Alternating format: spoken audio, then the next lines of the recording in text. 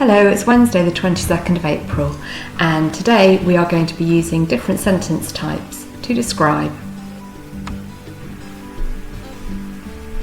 We talk in class a lot about using different sentence types when we write to make our writing interesting for the reader.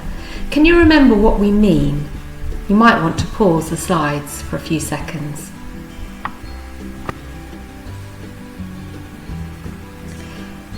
Hopefully you remembered that different sentence types means that we use a range of sentences to make our writing more interesting and engaging for the reader. So what different sentence types are there? What could you use in your writing? Here are some ideas to help you. Short sentences build up suspense. For example, I froze. You might want to think about using different conjunctions to join ideas. I've used the conjunction whilst in the next sentence. I looked up at the painting whilst dreaming of being somewhere else.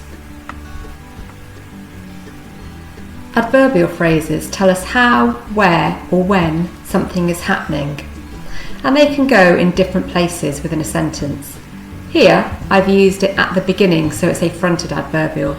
Trumpeting noisily, the elephants trampled through the undergrowth. In some sentences, you could use a relative clause to tell us more about a noun. For example, the painting, which was huge, looked like it was shaking.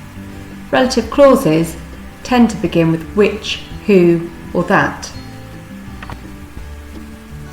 In class, we've talked about using a colon to introduce a list. You need a main clause, so a complete sentence which makes sense on its own, before you use the colon to introduce your list of three. Here's a reminder of the picture you're going to be writing about. You're going to be imagining that you are Toby in the picture, and you're describing what it was like when the picture came alive. We'd like you to use your word grid from yesterday and to write at least 2 paragraphs to describe your visit to the gallery. Remember to think about those different sentence types. Here is an example of a piece of writing written in first person as though you are Toby in the art gallery.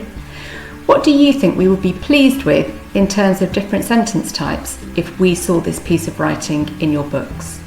You might want to pause the slide so that you can read it in more detail.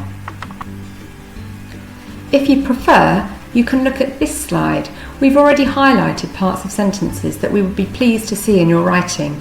Perhaps you could look at these and work out what we would be pleased with. We would like you to use the word grid from yesterday and imagine you are Toby.